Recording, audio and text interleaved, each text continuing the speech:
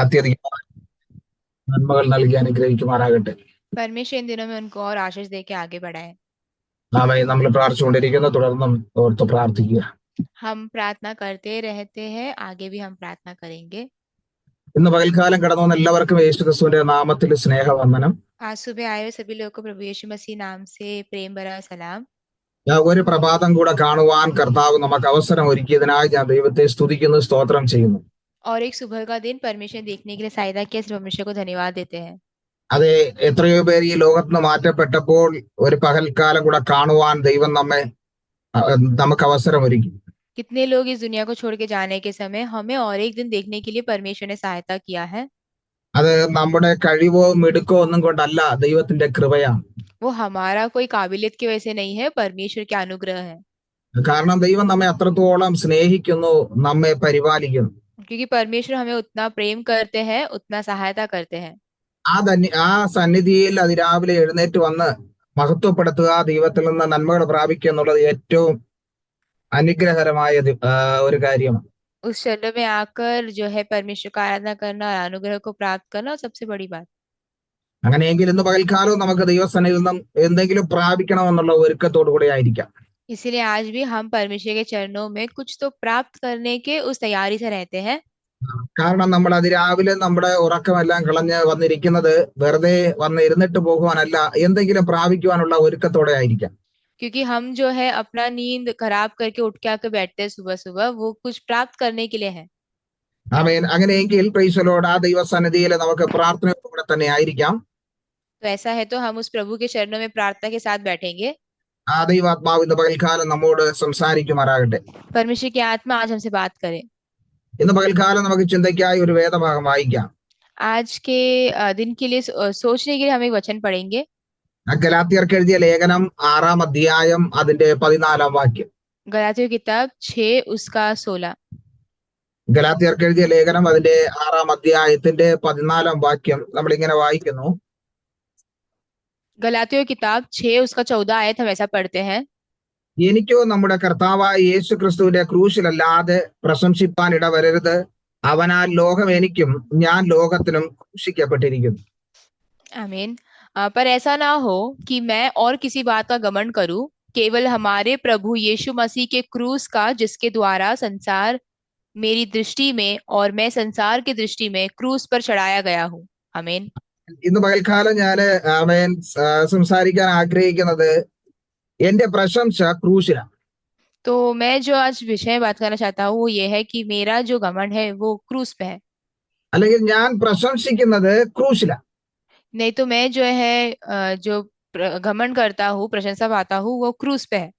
ആമേൻ. എന്തുകൊണ്ട് ആ ക്രൂശിൽ ഞാൻ പ്രശംസിക്കുന്നു? क्यों उस क्रूस पर मैं घमंड करूं? അപ്പോസ്തലനായ പൗലോസ് പറയുന്നു, ഞാൻ ക്രൂശിലല്ലാതെ വേറൊന്നിലും പ്രശംസിക്കാൻ ഇടവരരുത്. प्रेरित पौलुस यहाँ पे कहता है कि मैं क्रूस को छोड़ केवल क्रूस को ही और उसके अलावा और किसी पे घमंड ना करूं। അപ്പോൾ ആ ക്രൂശിൽ പ്രശംസിക്കണമെങ്കിൽ ചില കാരണങ്ങളുണ്ട്. तो उस क्रूस पे घमंड करना है तो कुछ कारण होगा। ആ പൗലോസ് ചില കാര്യങ്ങൾ പറയുക, ആ ക്രൂശിൽ പ്രശംസിക്കുവാനുള്ള ചില കാരണങ്ങൾ പൗലോസ് പറയുന്നുണ്ട്. पौलुस कुछ कारण कहता है उस क्रूस पर जो है घमंड करने का कुछ कारण। ഞാനും പൗലോസിനോട് കൂടെ ചേർന്ന് പറയുക, പൗലോസ് എനിക്ക് ആ ക്രൂശിലല്ലാതെ പ്രശംസിപ്പാൻ ഒന്നുമില്ല. मैं भी पौलुस के साथ बोलता हूँ कि मुझे भी उस क्रूस को छोड़कर और कुछ नहीं है घमंड करने के लिए। ആ ക്രൂശിൽ പ്രശംസിക്കണമെങ്കിൽ എന്റെ ജീവിതത്തിൽ ചില സംഭവങ്ങൾ നടന്നിട്ടുണ്ട്. उस क्रूस पर ऐसे घमंड करना है तो मेरे जिंदगी में कुछ संभव हुआ है। അപ്പോ എന്റെ ജീവിതത്തിൽ ആ ക്രൂശോടനുബന്ധിച്ച് നടന്ന സംഭവങ്ങൾ എന്തെന്ന് നമ്മളൊന്ന് പരിശോധിക്കുമ്പോഴായിരിക്കും നമുക്ക് മനസ്സിലാകുന്നത്. तो हमारे जीवन में उस क्रूस के संबंध जो बातें हुए हैं वो एक बार परखेंगे तो हम पता चलेगा। Price the Lord. ക്രൂശിൽ പ്രശംസിക്കുവാനുള്ള കാരണം എന്തെന്ന് മനസ്സിലാകും.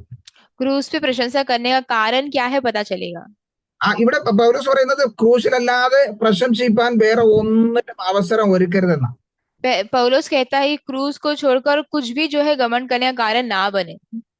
ക്രൂശിൽ പ്രശംസിക്കണമെങ്കിൽ ഒന്നാമതായിട്ട് നമ്മൾ ഇന്ന് പകൽക്കാലം കേട്ടതായ ഒരു വാക്യമുണ്ട്. 1 പത്രോസിന്റെ ലേഖനം 2:24 വാക്യം. तो वो उसके बारे में बात करने के समय हमें एक वचन देखना चाहिए जो है 1 पत्रस 2 का 19। 24. 24।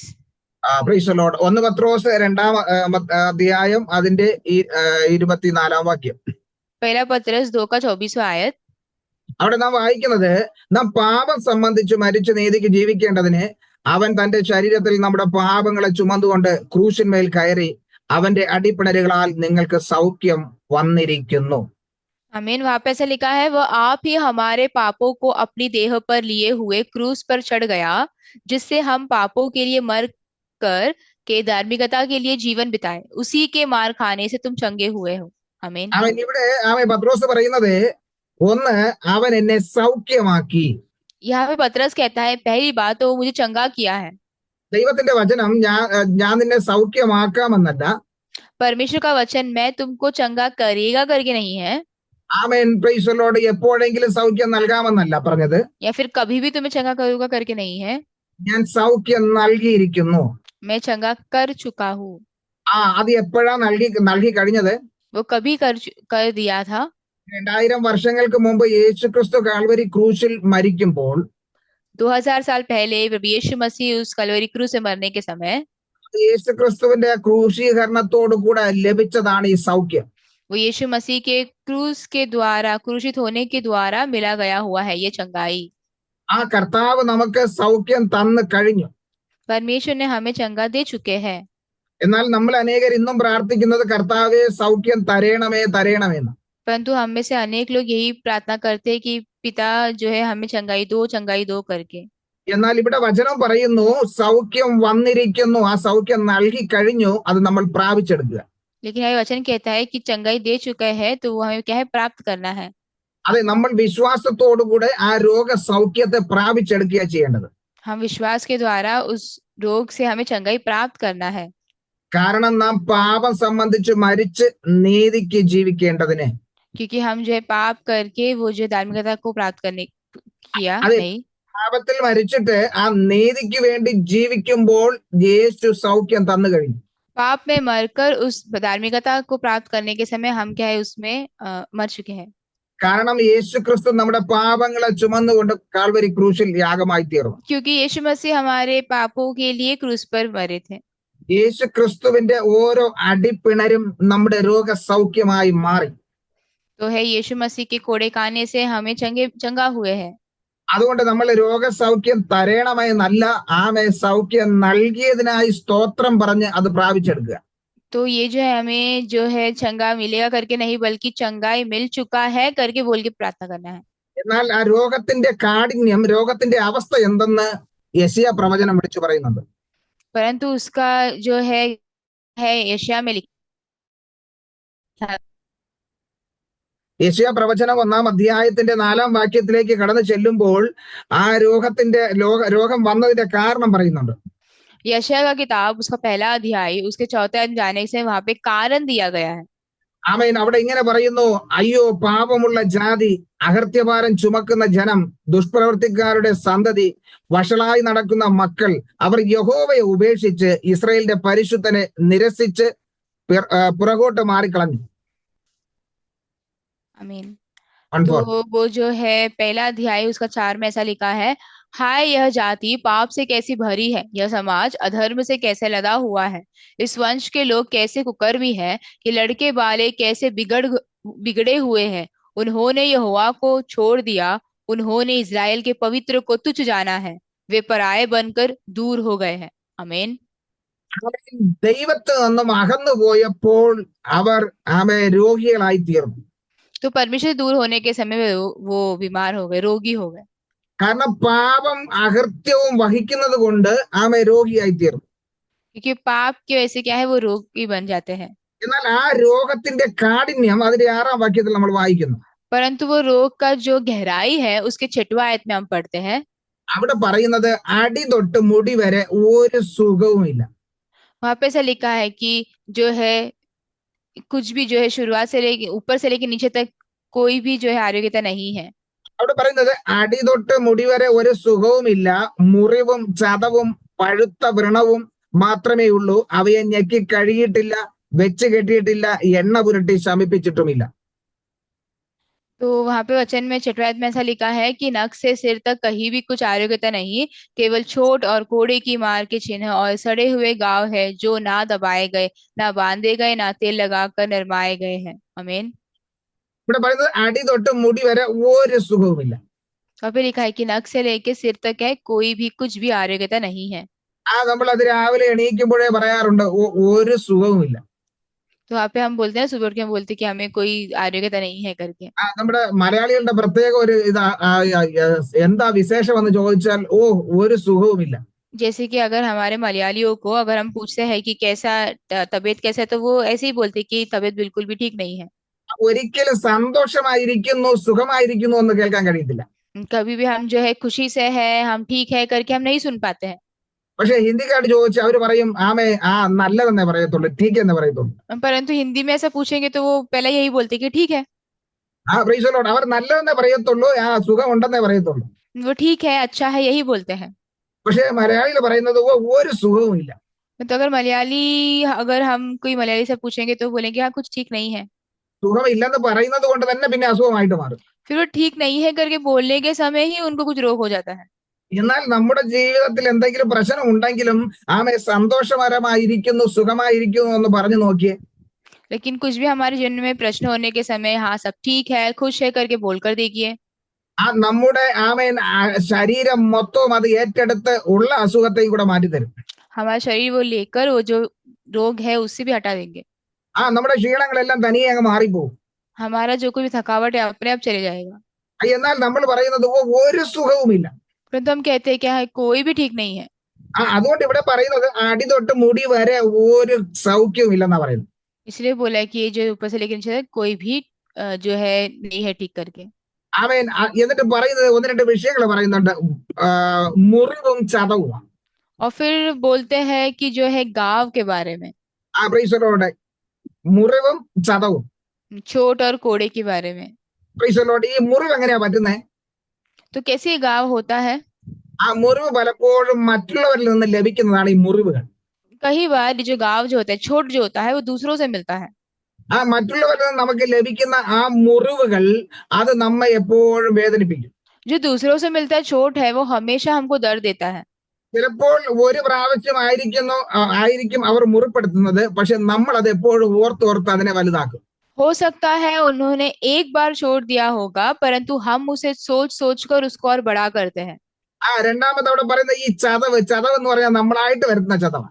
दूसरा जो बोला गया है गाँव करके, ये गाँव, ये जो वहाँ पे चोट और कोड़े लिखा है, ये जो है हमसे ही होता है।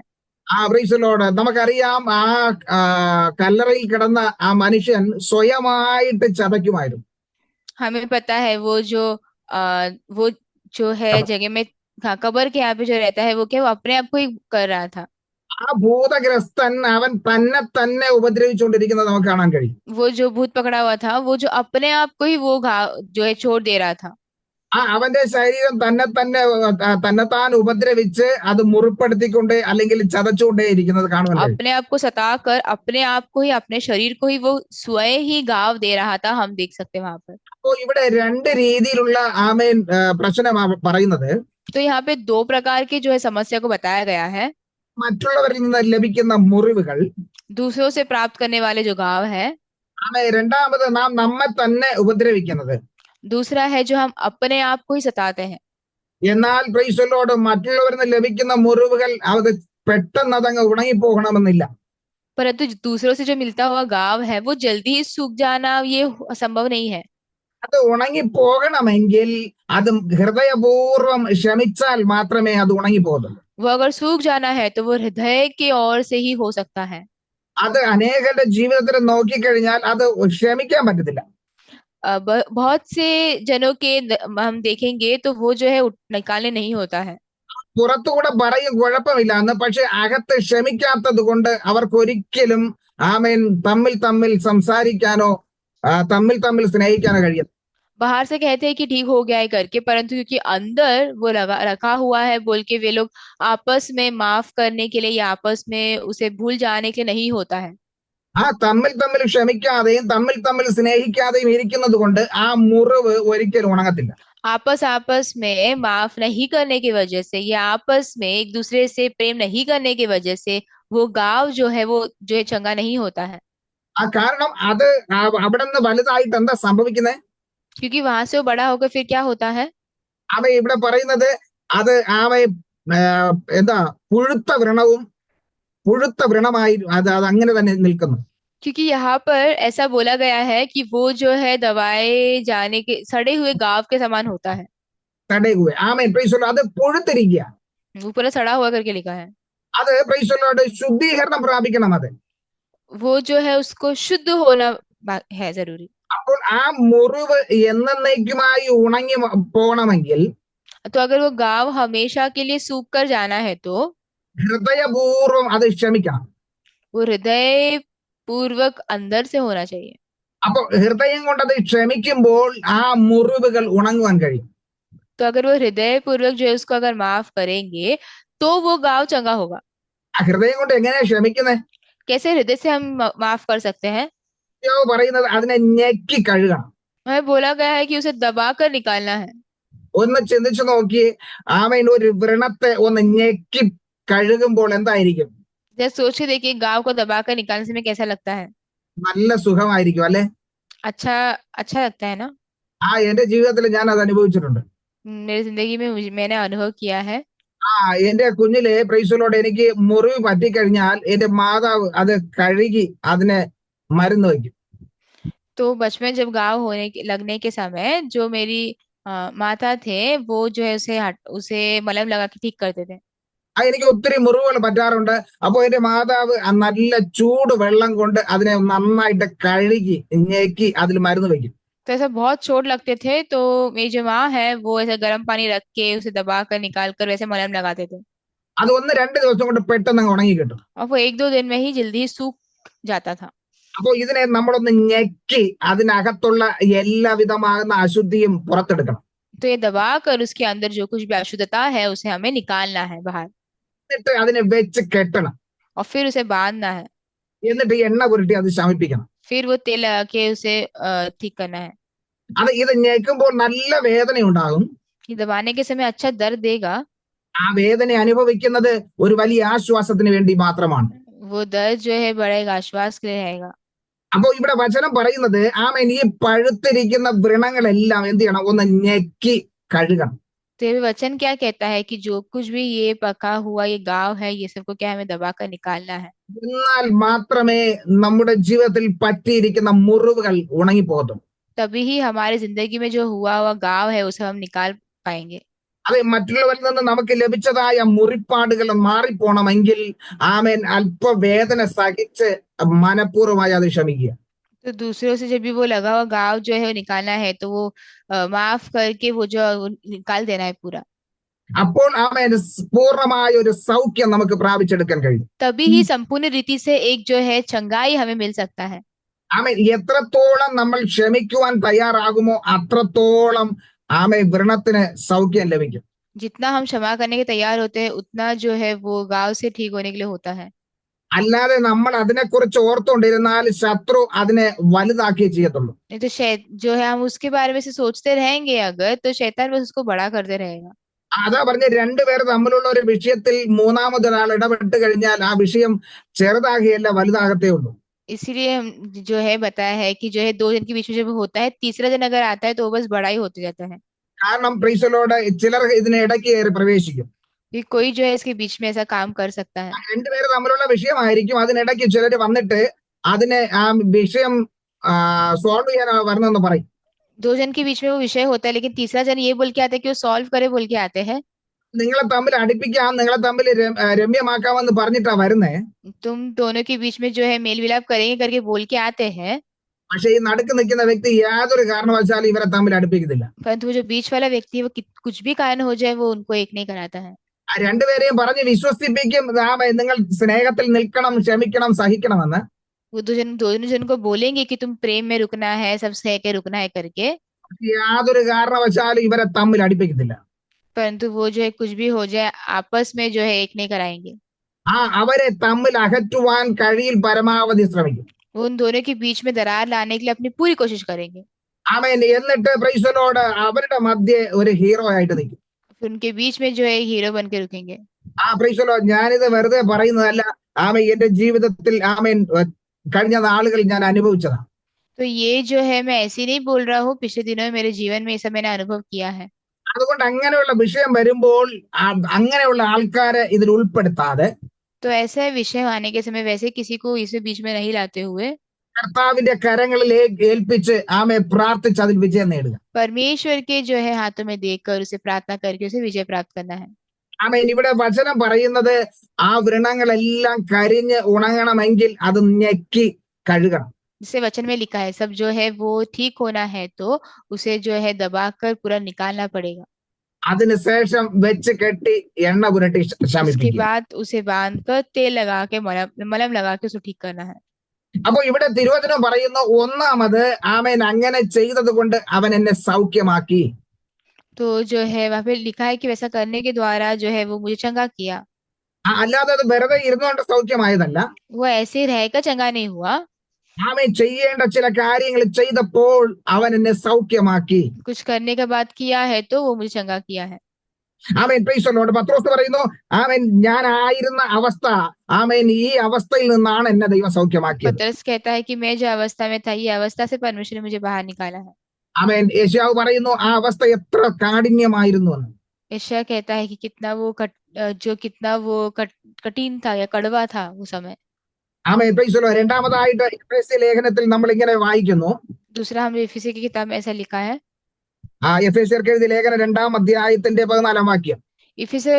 इफिसी का पत्री उसका 2 का 14। അവിടെ ആമേൻ അപ്പോസ്തലൻ പൗലോസ് പറയുന്നു, രണ്ടാമത്തെ കാര്യം ക്രൂശിൽ പ്രശംസിക്കാനുള്ള രണ്ടാമത്തെ കാര്യം, वहां पे पौलुस जो है क्रूस पे जो है घमंड करने का दूसरा कारण बताते हैं ആമേൻ അവൻ നമ്മുടെ സമാധാനം, कि वो हमारा शांति है। അവൻ ഇരുപക്ഷത്തെയും ഒന്നാക്കി. वो जो है जो अलग करने वाली दीवार को एक कर दिया है। അവൻ രണ്ട് വശത്തായിട്ട് നിന്ന് നമ്മെ ഒന്നാക്കി ചേർത്തു. वो दोनों को एक कर लिया, जो अलग अलग कर के दीवार से बनी थी उसको एक कर दिया है। അത് ദൈവത്തിൽ നിന്നും അകന്നു മാറിയിരുന്ന നമ്മെ ക്രിസ്തുവിൽ നിരപ്പിച്ചു ഒന്നാക്കി. जो परमेश्वर से दूर थे हम यीशु मसीह में जो है एक कर दिया। ഇവിടെ പറയുന്നത് അവൻ നമ്മുടെ സമാധാനം, അവൻ ഇരുപക്ഷത്തെയും ഒന്നാക്കി ചട്ടങ്ങളും കൽപ്പനകളുമായ ന്യായപ്രമാണം എന്ന ശത്രുത്വം തന്റെ ജഡത്താൽ നീക്കി വേർപാടിന്റെ നടിച്ചുവർ ഇടിച്ചു കളഞ്ഞു സമാധാനം ഉണ്ടാക്കിക്കൊണ്ട്. वहां पे ऐसा लिखा है कि क्योंकि वही हमारा मेल है जिसने दोनों को एक कर लिया और अलग करने वाली दीवार को जो बीच में थी ढा दिया। आमीन। ഇരുപക്ഷത്തെയും തന്നിൽ ഒരേ പുതു മനുഷ്യനാക്കി സൃഷ്ടിപ്പാനും और अपने शरीर में बैर अर्थात वो व्यवस्था जिसकी आज्ञा विधियों की रीति पर थी, ക്രൂശിൽ വെച്ച് ശത്രുത്വം ഇല്ലാതാക്കി അതിനാൽ ഇരുപക്ഷത്തെയും ഏക ശരീരത്തിൽ ദൈവത്തോട് നിരപ്പിപ്പാനും തന്നെ. और क्रूस पर बैर को नाश करके इसके द्वारा दोनों को एक देह बनाकर परमेश्वर से मिलाए। അപ്പൊ നോക്കിയേ, നമ്മെ തമ്മിൽ അകറ്റിക്കൊണ്ടിരുന്ന ഒരു ചുമരുണ്ടായിരുന്നു. तो आप देख सकते हैं यहाँ पे क्या है, दोनों को अलग करने वाला एक दीवार था। അത് ദൈവത്തിൽ നിന്നും അകറ്റുന്നതായ ആ പ്രശ്നത്തെ ക്രിസ്തു മൂലം അത് മാറ്റി തന്നു. परमेश्वर से अलग करना वो जो प्रश्न था उसको जो है हटा कर दिया। ആ ക്രൂശിൽ കൂടെ ദൈവത്തെയും മനുഷ്യനെയും തമ്മിൽ അടുപ്പിച്ചു. वो क्रूस के द्वारा परमेश्वर और मनुष्य के बीच में जो है अलग कर दिया।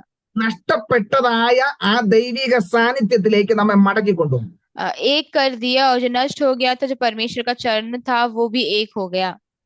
യേശു ക്രിസ്തു ക്രൂശിൽ വെച്ച് ആ ശത്രുത്വം ഇല്ലാതാക്കി. तो यीशु मसीह क्रूस पर रहने के समय उस क्रूस के द्वारा उस शत्रुता को जो है वो हटा दिए। നമ്മൾ ശത്രുക്കളായിരുന്ന നമ്മെ ക്രിസ്തു മൂലം അത് മിത്രമാക്കി തീർത്തു. जो शत्रु थे हम यीशु मसीह में हम एक हो गए, मित्र हो गए। ആ 2-ാം അധ്യായത്തിന്റെ ആമേൻ പ്രൈസ് ദി ലോർഡ് 13-ാം വാക്യത്തിൽ നമ്മൾ വായിക്കുന്നത്, दूसरा अध्याय का 13 आयत में ऐसा पढ़ते हैं, മുമ്പേ ദൂരസ്ഥരായിരുന്ന നിങ്ങൾ ഇപ്പോൾ ക്രിസ്തു യേശുവിൽ ക്രിസ്തുവിന്റെ രക്തത്താൽ സമീപസ്ഥരായി തീർന്നു. क्योंकि वहां पे ऐसा लिखा है कि जो थे पहले दूर थे अभी जो है मसीह यीशु में एक हो गए करके, अब तो मसीह यीशु में जो पहले दूर थे मसीह के लहू के द्वारा निकट हो गए। യെസ്, ആമേൻ. ദൈവമില്ലാതെ അല്ലെങ്കിൽ ദൈവത്തിൽ നിന്നും അകന്ന് ദൂരസ്ഥരായിരുന്ന നമ്മെ मतलब मसीह नहीं रहते हुए परमेश्वर से एकदम दूर होकर रहते हम ക്രിസ്തു യേശുവിൽ കൂടെ ഒന്നാക്കി തീർത്തു. हमको मसीह यीशु मसीह में एक कर दिया।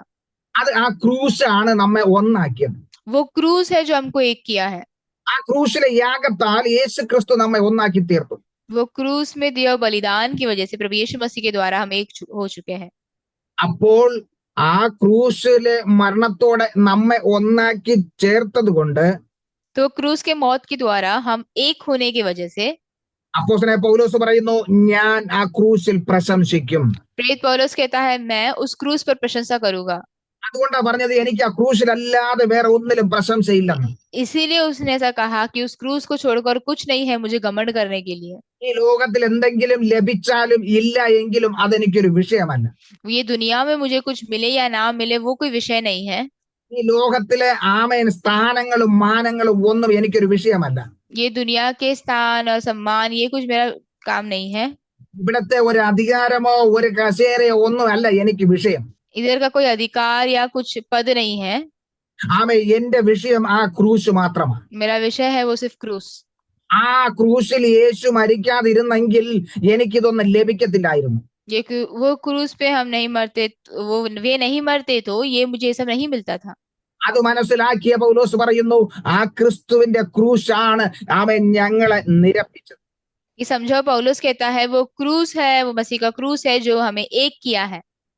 മാത്രമല്ല പ്രൈസ് ദി ലോർഡ്, അപ്പോസ്തലനായ പൗലോസ് പറയുന്നു കൊലോസ്യർക്ക് എഴുതിയ ലേഖനം और प्रेरित पौलुस कहता है कोलोसियों का पत्री में 1-ാം അധ്യായത്തിന്റെ 20-ാം വാക്യം വായിക്കുമ്പോൾ कोलोसियो उसका 1:20 पढ़ने के समय അവൻ ക്രൂശിൽ ചൊരിഞ്ഞ രക്തം കൊണ്ട് അവൻ മുഖാന്തരം സമാധാനം ഉണ്ടാക്കി ഭൂമിയിലുള്ളതോ സ്വർഗത്തിലുള്ളതോ സകലത്തെയും അവനെ കൊണ്ട് തന്നോട് നിരപ്പിപ്പാനും പിതാവിന് പ്രസാദം തോന്നി. आमीन। उसका 1:20 में ऐसा लिखा है कि और उसके क्रूस पर बहे हुए लहू के द्वारा मेल मिलाप करके सब वस्तुओं का उसी के द्वारा से अपने साथ मेल कर ले, चाहे वे पृथ्वी पर की हो चाहे स्वर्ग में की। आमीन। ഒന്നാമത് എന്നെ സൗഖ്യമാക്കി, पहले बात तो है मुझे चंगा किया, രണ്ടാമത് എന്നെ നിരപ്പിച്ചു, दूसरा जो है मुझे सीधा किया, മൂന്നാമത് എനിക്ക് സമാധാനം നൽകി. तीसरा मुझे मेल मिलाप दिया। അതെ, എനിക്ക് സമാധാനമില്ലാതെ അലഞ്ഞു തിരിഞ്ഞ സമയത്തിൽ हाँ, मेल मिलाप नहीं होके यहाँ वहाँ रहने के समय ആ സമാധാനമായി ക്രിസ്തു എന്റെ ജീവിതത്തിലേക്ക് വന്നു. मसीह वो शांति बन के, वो मेल मिलाप बन के यीशु मसीह मेरे जीवन में है। യേശു ക്രിസ്തുവിന്റെ ക്രൂശിലെ മരണത്തോടുകൂടെ यीशु मसीह के उस क्रूस पे मरने के द्वारा എന്റെ ജീവിതത്തിൽ സമാധാനം ലഭിച്ചു. मेरे जिंदगी में शांति मिला। ആമേൻ. ഞാൻ സമാധാനമില്ലാതെ അലഞ്ഞു തിരിഞ്ഞ വ്യക്തിയായിരുന്നു. मैं बिना शांति का यहाँ वहां भागने वाला जैसा व्यक्ति था, എന്നാൽ ഇവിടെ പറയുന്നു ആ ക്രൂശിൽ ചൊരിഞ്ഞ രക്തം മുഖാന്തരം परंतु यहाँ पे बोला है कि उस क्रूस पे बहाया हुआ उस लहू के द्वारा ആമേൻ എനിക്ക് സമാധാനം നൽകി. मुझे समाधान मिला। ആമേൻ. Praise the Lord. ഫിലിപ്പിയർക്ക് എഴുതിയ ലേഖനം 4-ാം അധ്യായത്തിന്റെ 7-ാം വാക്യം വായിക്കുമ്പോൾ फिलिपियो का किताब उसका 4:7 पढ़ने के समय ആമേൻ അവിടെ പൗലോസ് പറയുന്നത്, എന്നാൽ സകല ബുദ്ധിയെയും കവിയുന്ന ദൈവസമാധാനം നിങ്ങളുടെ ഹൃദയങ്ങളെയും നിലവുകളെയും ക്രിസ്തയേശുവിങ്കൽ കാക്കും.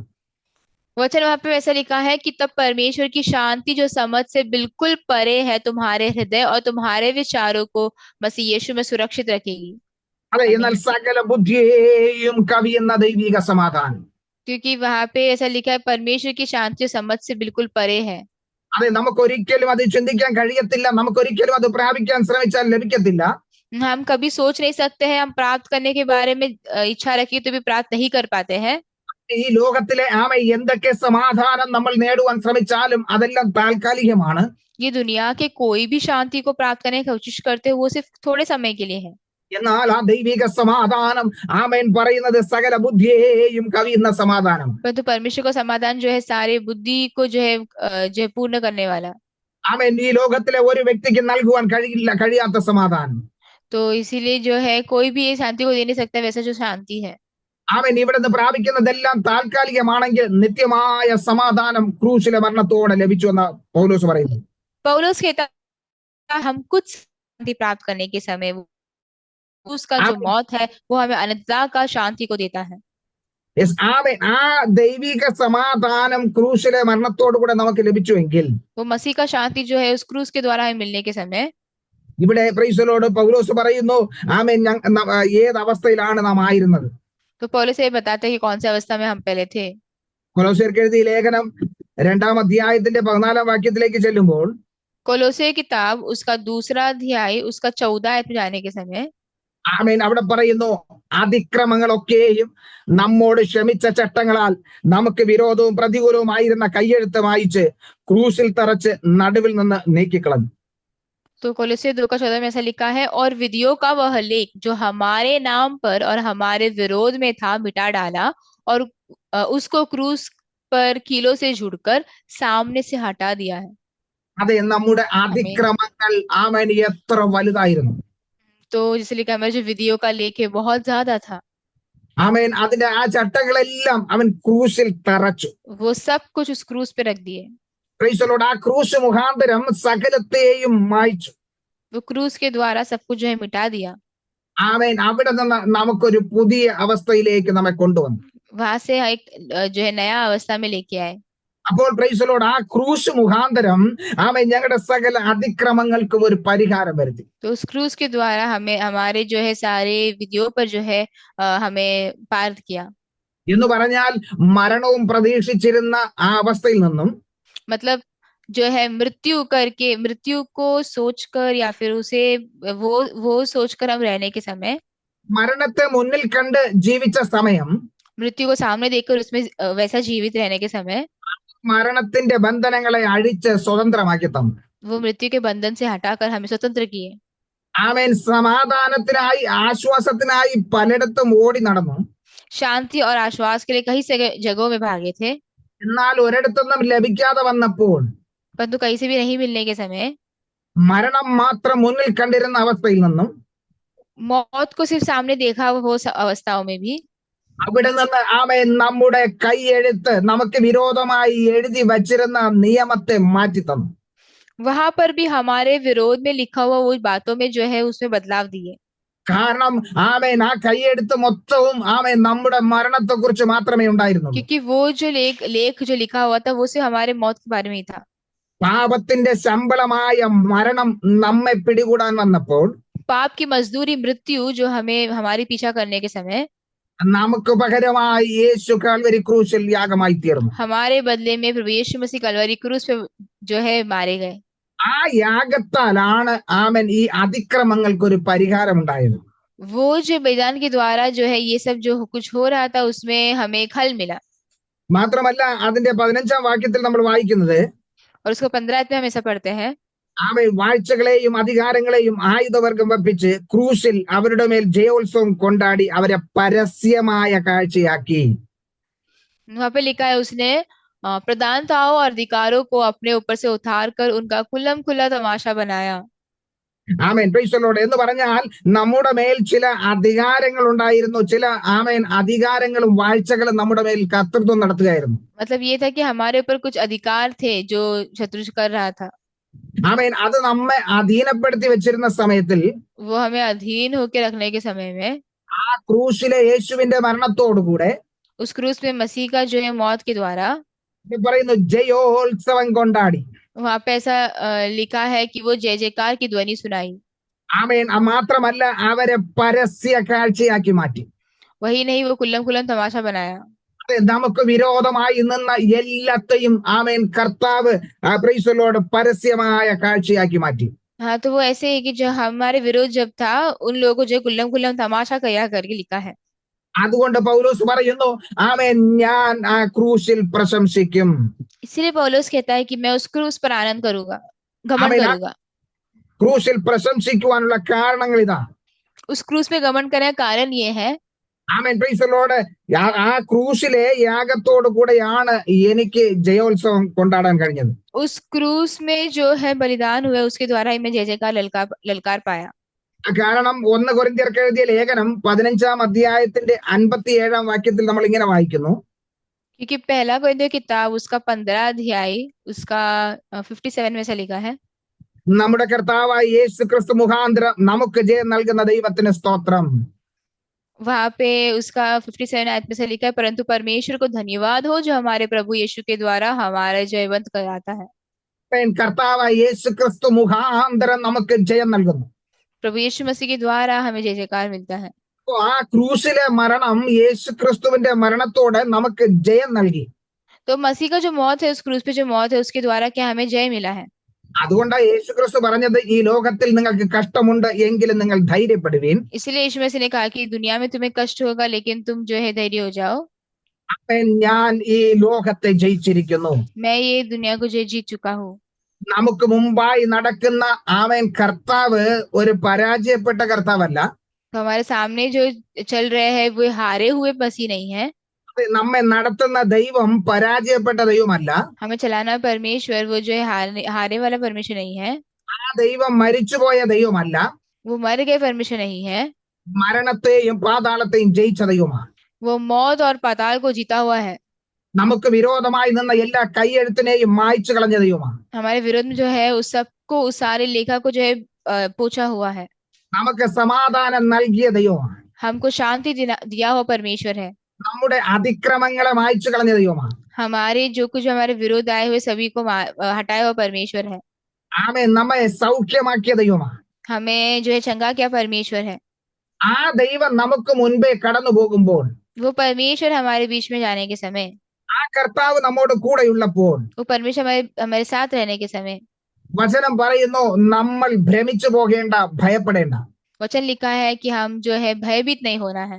കാരണം നമ്മെ നയിക്കുന്ന കർത്താവ് ജയം വരിച്ച കർത്താവ്. क्योंकि हमें जो चलाने वाला परमेश्वर हमें जय देता है।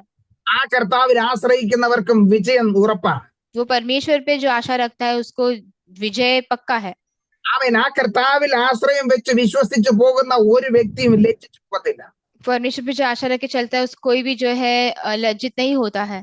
അപ്പോ ചിലതെല്ലാം നമ്മുടെ ജീവിതത്തിൽ മാറിപ്പോകുമ്പോൾ ചില പുതിയ പുതിയ നന്മകൾ നമ്മുടെ ജീവിതത്തിലേക്ക് കടന്നു വരും. तो परमेश्वर जो है जब भी कुछ बातें निकलने से कुछ जो है नए नए आशीष भलाइयां हमें देते हैं।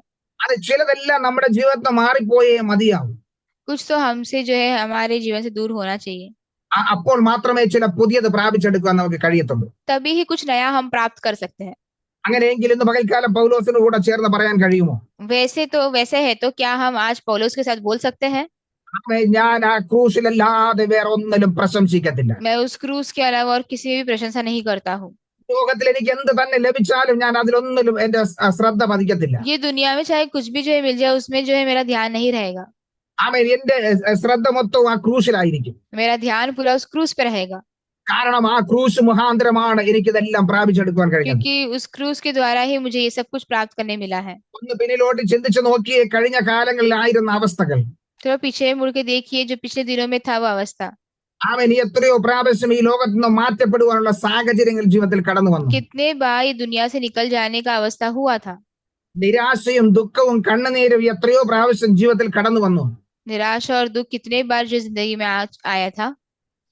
ഇതിലും ഭേദം മരിച്ചാൽ മതി എന്ന് ചിന്തിച്ച എത്രയോ നാളുകൾ. इससे अच्छा मर जाएगा तो काफी करके सोचा कितने दिन।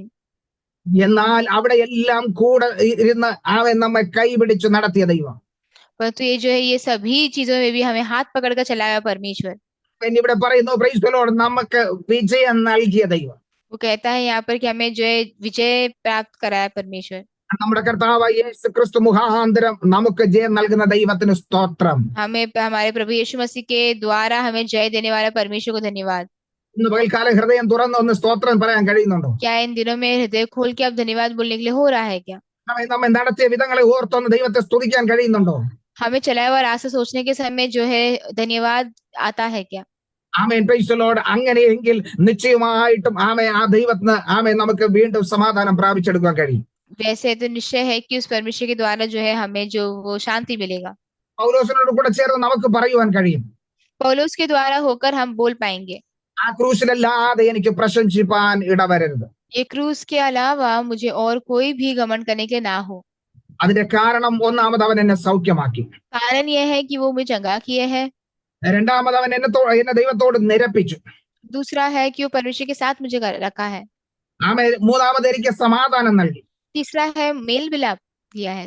Price the Lord. നാലാമത് അവൻ പറയുന്നത് എന്റെ അതിക്രമങ്ങളൊക്കെയും മായ്ച്ചു കളഞ്ഞു. चार लिखा है कि मेरे सारे जो बातें उसमें क्षमा किया है।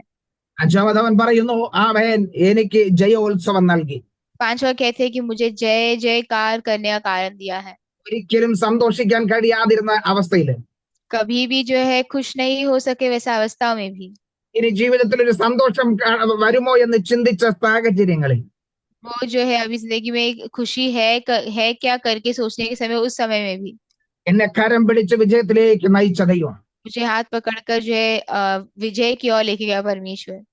പകൽക്കാലം ഒരു നിമിഷം ആ ദൈവസന്നിധിയിൽ നമ്മുടെ കണ്ണുകൾ അടയ്ക്കാം.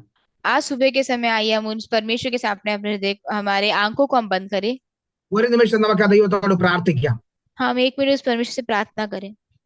കർത്താവ് ആ ക്രൂശിലല്ലാതെ വേറൊന്നിലും പ്രശംസിപ്പാൻ ഇടവരുത്തരുത്. पिता परमेश्वर, उस क्रूस के अलावा और किसी भी हमें जो है घमंड करने ना दे, കാരണം ആ ക്രൂശിൽ മരിച്ച യേശു മുഖാന്തരമാണ് എനിക്കിതെല്ലാം ലഭിച്ചത്. क्योंकि उस क्रूस में मरे प्रभु यीशु मसीह के द्वारा ही मुझे ये सब कुछ मिला है। ഇന്ന് ഞാൻ ആയിരിക്കുന്ന ഈ അവസ്ഥയിൽ എന്റെ യേശു ക്രിസ്തുവാണ് എന്നെ കൊണ്ടുവന്നത്. आज मिला हुआ ये अवस्था में प्रभु यीशु मसीह ने हमें लेके आया है। അവൻ ആ യേശുവിന്റെ മരണം നടന്നില്ല എങ്കിൽ എനിക്കിതൊന്നും ലഭിക്കത്തില്ലായിരുന്നു. उस यीशु मसीह के मौत से जो है अगर वो नहीं होता तो मुझे ये सब नहीं मिलता। ആ ക്രിസ്തുവിന്റെ കരങ്ങളിലേക്ക് ഒന്ന് ഏൽപ്പിച്ചു കൊടുക്കാം. मसीह के जो है हाथों में हम देते हैं। ഇന്ന് പകൽക്കാലം നമുക്കൊരു നിമിഷം കർത്താവിന്റെ കരങ്ങളിലേക്ക് സമർപ്പിക്കാം. हम आज 1 मिनट के लिए अपने आप को समर्पण करते हैं। നമുക്ക് പ്രാർത്ഥിക്കാം. हम प्रार्थना करते हैं। സ്വർഗസ്ഥ പിതാവാ ഞങ്ങളുടെ നല്ല ദൈവമേ, हे स्वर्गीय पिता परमेश्वर, हमारा अच्छे परमेश्वर, ഈ നല്ല സമയത്തിനായി ഞങ്ങൾ അങ്ങ് നന്ദിയോടെ സ്തുതിക്കുന്നു. ये अच्छे समय के लिए हमको धन्यवाद देते हैं പിന്നെയും ഒരു നല്ല പകൽക്കാലം നൽകിയതിനായി സ്തോത്രം. और एक अच्छे सुबह का समय दिया, धन्यवाद। അതെ, ആ ക്രൂശിലല്ലാതെ പ്രശംസിപ്പാൻ ഇടവരുതെന്ന് तो उस क्रूस के छोड़ के और किसी भी घमंड करने के लिए अवसर ना हो। ആമേൻ. പൗലോസ് പറഞ്ഞതുപോലെ तो पौलुस ने कहा, ആമേൻ, ഞങ്ങളെയും കർത്താവിന്റെ കരങ്ങളിലേക്ക് ഏൽപ്പിക്കുന്നു. हम लोग अपने आप को भी आपके हाथों में समर्पण करते हैं। ഇന്ന് പകൽക്കാലം ഓരോരുത്തരെയും കർത്താവ് അനുഗ്രഹിച്ചാട്ടെ. आज जो है हर एक जन को आशीष दे। പിതാവിന്റെയും പുത്രന്റെയും പരിശുദ്ധാത്മാവിന്റെ നാമത്തിൽ ഞാൻ അനുഗ്രഹിച്ച് പ്രാർത്ഥിക്കുകയാണ്. पिता पुत्र और पवित्र आत्मा के नाम से अनुग्रह की प्रार्थना कर रहे हैं। ഈ ദിവസങ്ങളിൽ വചനത്തിലെ നന്മകൾ പ്രാപിച്ചുകൊണ്ട് 3 दिनों में जिस वचन के ज्ञान जो है भलाई को प्राप्त करते हुए ദൈവവചന പ്രകാരം മുന്നേറുവാൻ परमेश्वर के वचन के अनुसार जो है आगे बढ़ने के लिए ഓരോരുത്തരെയും ദൈവകരങ്ങളിലേക്ക് സമർപ്പിക്കുകയാണ്. हर एक जन को जो समर्पण करते हैं, കർത്താവ് അനുഗ്രഹിച്ചതിനായി സ്തോത്രം. आप जो अनुग्रह कर रहे हैं धन्यवाद, ബലപ്പെടുത്തിയതിനായി സ്തോത്രം. बल दिया धन्यवाद। അടിയങ്ങളെ അവിടുത്തെ കരങ്ങളിലേക്ക് ഏൽപ്പിക്കുന്നു. सभी लोग आपके हाथ में समर्पण करते हैं। പ്രാർത്ഥന കേട്ടതിനായി സ്തോത്രം. प्रार्थना सुना धन्यवाद। യേശു ക്രിസ്തുവിന്റെ അധികാരമുള്ള നാമത്തിൽ തന്നെ പിതാവേ, यीशु मसीह के अधिकार भरा हुआ नाम से, ആമേൻ. आमीन। Thank you Joby. Amen. ആമേൻ. ദൈവം thank you Joy pastor, thank you Joby. ദൈവം ധാരാളമേ അനുഗ്രഹിക്കട്ടെ. അനുഗ്രഹിക്കപ്പെട്ട രീതിയിൽ ട്രാൻസ്ലേറ്റ് ചെയ്യുവാൻ ഇന്ന് ജോബി മോളെ ദൈവം അനുഗ്രഹിച്ചു